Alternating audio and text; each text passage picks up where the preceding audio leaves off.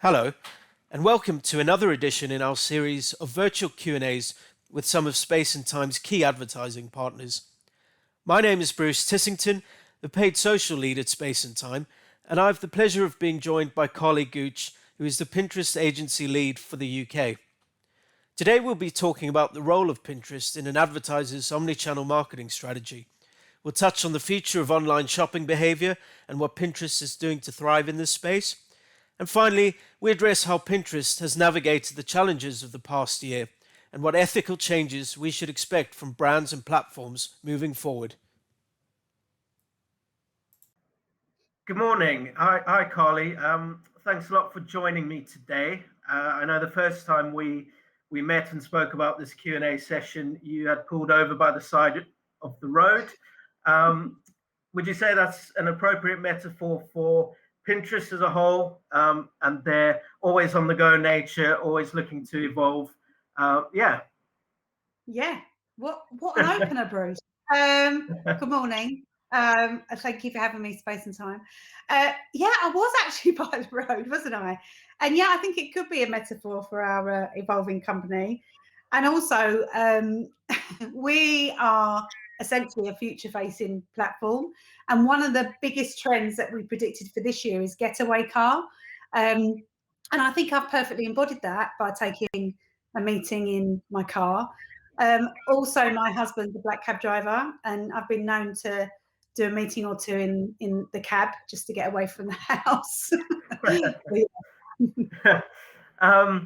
Yeah, so just a bit about yourself, I suppose. What can you explain what your role is at Pinterest, where you're based at the moment, why you love working for the company, and what it's been like working from home, during lockdown? Yeah, of course. So I'm Carly Gooch, as you know. I've worked at Pinterest now since July 2019. So I think that works out to about 60-70% of my time at Pinterest has been spent at home, which has been fun. My role is UK agency lead. And what does that mean? So that essentially means that my job is to ensure that agencies like yourselves get the absolute best out of Pinterest, but also we get the best out of agencies. How have I found working at home? I think there's pros and cons, Bruce, if I'm being honest. I like to be here, there, and everywhere, and suddenly I'm just here. But I think it's made me slow down a bit. I think it's made the world slow down, and yeah, so it hasn't been too bad. I'm very, very, very lucky in a lot of ways, but some days have been hard. But I think we're coming out of it now, and I'm starting to book those restaurants, which is very exciting. Yeah, definitely. Well, what's it like working with Space and Time? We're very privileged to have you as, or to have that partner agency status. And why do you think it's important, to have an agency that understands the Pinterest ad ecosystem and the benefits it brings to brands? Yeah, so we really enjoy working with Space and Time. You're a very leaned in partner, and it's really important for us to work with partners who understand what Pinterest is and is about, and the success the brands can see by advertising with us. What we're really focused on is building comprehension of Pinterest for our brand and for our brand partners to fully understand the benefits of advertising on our platform. And I know we've been doing some education sessions with yourselves, and we do wider education sessions with agencies as well. Pinterest is really unique. Bruce, I've got to ask, do you use Pinterest? Yes, I certainly do. And what are you pinning at the minute? Well, I suppose similarly to many other people at the moment, it's all about looking to summer, looking to the easing of lockdown, and looking to a bit of garden maintenance and getting prepared, landscaping the garden, looking for inspiration around that. Somewhat fearing having to build a decking area, but thinking about whether to outsource or not. Okay. Well, Pinterest has got some lovely how-tos on decking, Bruce.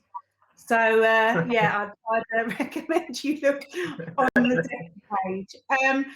So Pinterest is really, really unique, which I'm going to come on to talk about. So it's really important for us and for our agency partners to be helping us on that mission of uniqueness and evolving, I guess. Yeah, and kind of onto that, and I suppose advertising in general across the platform. Why do you think it's important for Pinterest to complement an advertiser's existing omni-channel digital marketing approach? What are the solutions that the platform offers, across the marketing funnel? And I suppose, what are some points of difference between Pinterest and other channels, and how do they work in tandem, to drive the best advertising experience for a brand? Yeah.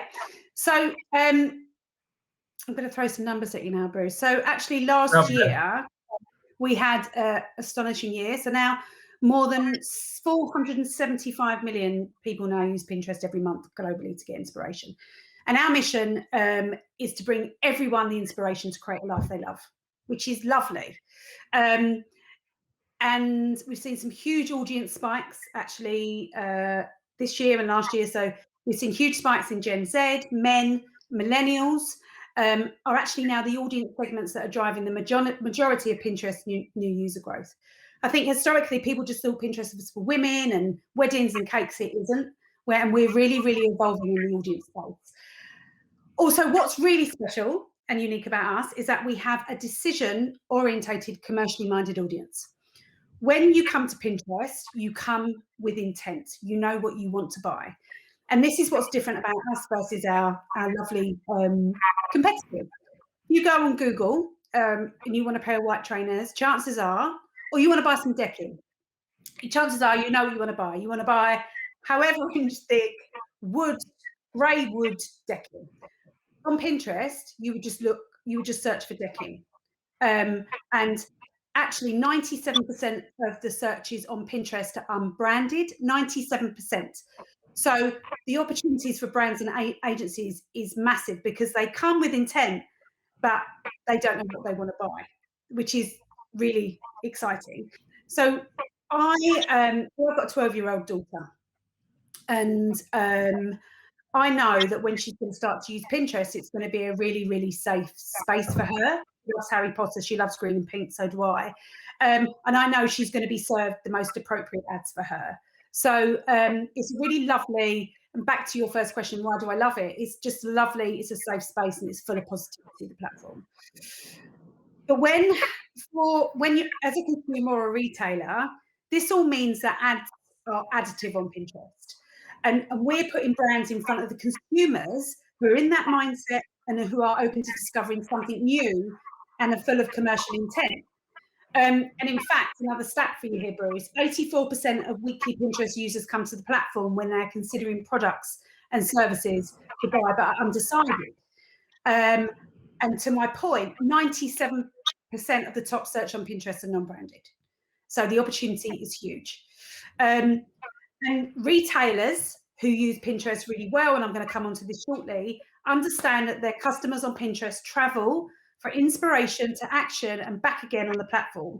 And savvy retailers on Pinterest target content and advertising accordingly. Yeah. No, thanks so much for that insight. Kind of moving on to the shopping experience online.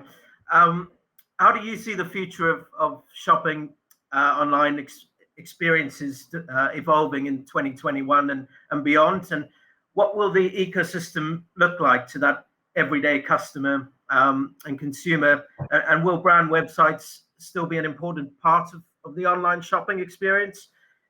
Thinking about Pinterest for e-com, Black Friday, Christmas, Cyber Monday, etc. Yeah. So people have always come to Pinterest to shop, but we're now making it easier than ever for people to go from inspiration, so dreaming, planning about a life they love, to purchase. Okay. So our mission is about creating a life they love. And actually one of our, I think one of the loveliest things is we don't want people to stay on the platform. We want people to create their life, and then we want them to go off and do it. So you with your decking, you plan your decking, then you want to go and build it and create a lovely garden space. Now, it's going to be nothing new to say that this past year has obviously rocketed e-commerce sales like no other time. Even as brick and mortar shops begin reopening in some parts of the world, these new shopping behaviours have marked consumption habits for the long term. Whilst most large retailers had an established online presence prior to this period of social distancing, many small businesses relied on the in-store experience and had to adjust rapidly. I really, really, really miss going into a shop. I know they're open now, but I can't remember how many months they were shut, but I really miss sort of that browsing, looking at fabrics, just going in there having a wander, just escaping for a couple of hours, turn your phone off and just having a look in the shops. That's all changed. And I read a really good article the other day about the high street and how it's changed, so the before and after. So I can't remember who wrote about it, but it's something called the donut strategy. So pre-COVID, say retailers in the centre of London, say London was a donut, right? I don't know if I'm explaining this very well.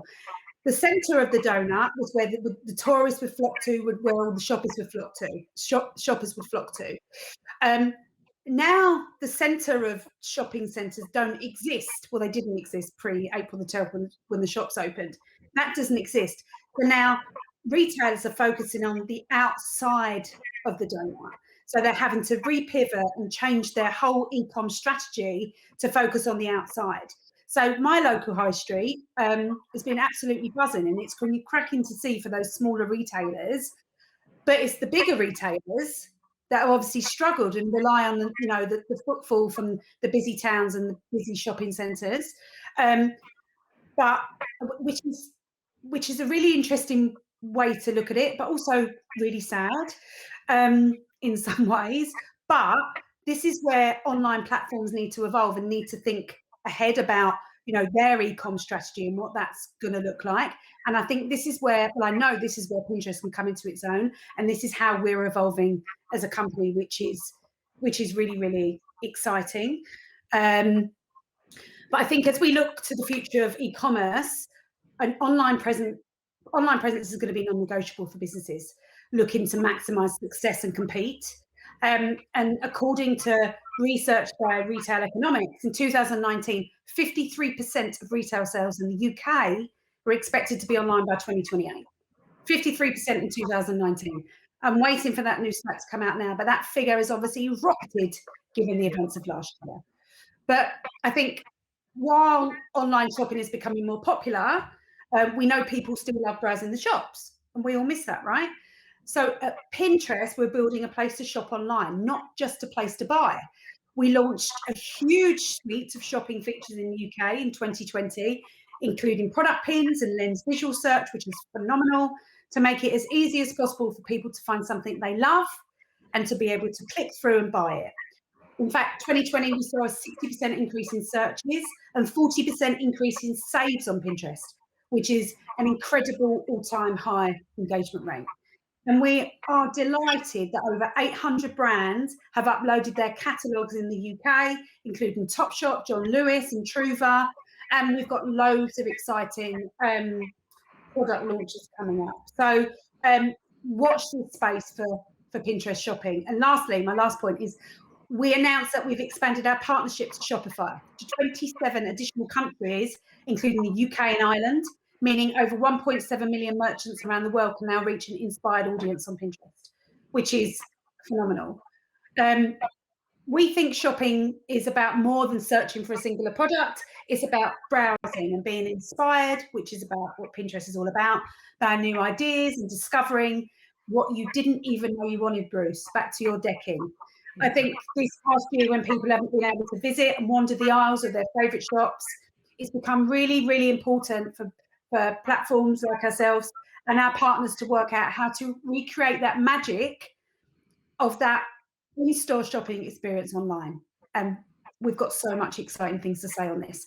Lastly, our ultimate vision for shopping is that you'll be able to buy anything you see on Pinterest or get personalized recommendations for something you like. Every pin can be a starting point for shopping, and it should be as seamless from pin to purchase. Wow, thanks for that. That donut analogy has definitely got me a bit of a craving now. So I'm going to finish up with one final question. I'm starting. Yeah. So yeah, just following on from that, I suppose. What do you see as being the biggest or most important consideration for brands, post pandemic? And do you think we can easily predict what the ad world will look like, after this time and as we move out of lockdown? What can ad land and brands really learn from the pandemic to promote a better and to promote more ethical practices, I suppose, addressing fake news and the like? Yeah. So I think following the most turbulent year, I think, of our lives, now is a good time for brands to reflect and think about how they showed up for consumers and how they want to show up for them in the future. The world's changed. And it's a really exciting time for brands at the minute to see how their products are going to evolve, essentially. At Pinterest, our research indicates that positive online environments make people more likely to remember, to trust, and to purchase from the brands that appear there. In other words, it really, really pays to be positive. And I think that sentiment is only grown stronger, Bruce, to be honest. And people are holding brands accountable, with 83% of consumers refusing to do business with brands they don't trust. 83%. And that will 100% go up. Not to mention 3 in 4 people believe brands should actively benefit society through their actions. And I really believe in that. Our guidelines at Pinterest are designed to keep the platform safe for all users, including brands. We've drawn a firm line on what is not acceptable on Pinterest. For example, we don't allow harmful misinformation, like the promotion of false cures for terminal illnesses and anti-vaccination advice. In fact, I can't remember the exact day, but we promoted anti-vaccination advice. We posted on our site 2 to 3 years ago. I think it's 2017, 2018. So we were sort of thinking ahead about, what our consumers want to see. They, when they come to Pinterest, they want to feel safe, and it's a really lovely and positive, safe space. Also, last year we launched Compassionate Search.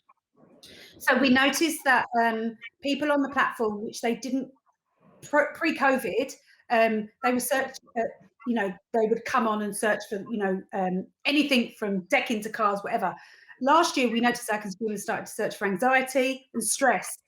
We don't want our platform to be a destination for people searching for that. So we launched Compassionate Search.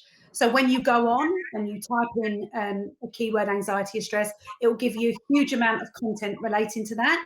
But yeah, it's just really sad, sort of, obviously anxiety went through the roof and stress went through the roof. So Compassionate Search, I think, was a destination again to make consumers feel and pinners to feel safe when they come on the platform.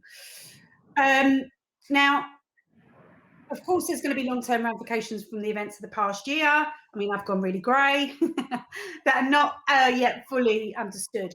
But what we do know is that people are coming to Pinterest in search of inspiration more than ever. Searches for ideas relating to positivity are at the highest in Pinterest history. And brands, like your brands at Space and Time, can benefit in the long term by being empathetic today. Empathy goes such a long way, and how you communicate and how you help people to cope. Yeah, well, thanks very much. Really interesting stuff there, Carly. We can definitely not doubt your passion for the company, and I think that reflects on us as well. We love working with you. We love getting our clients on board with the platform because there's so much value to offer them. And I suppose all that's left for me to say is thanks again for your time, and we'll definitely catch up soon. And that's really it. You're welcome, Bruce. Good luck with your garden. Thank you. And thank you for having me, and keep on pinning. Thank you. Lovely. Thanks so much. Bye. Bye.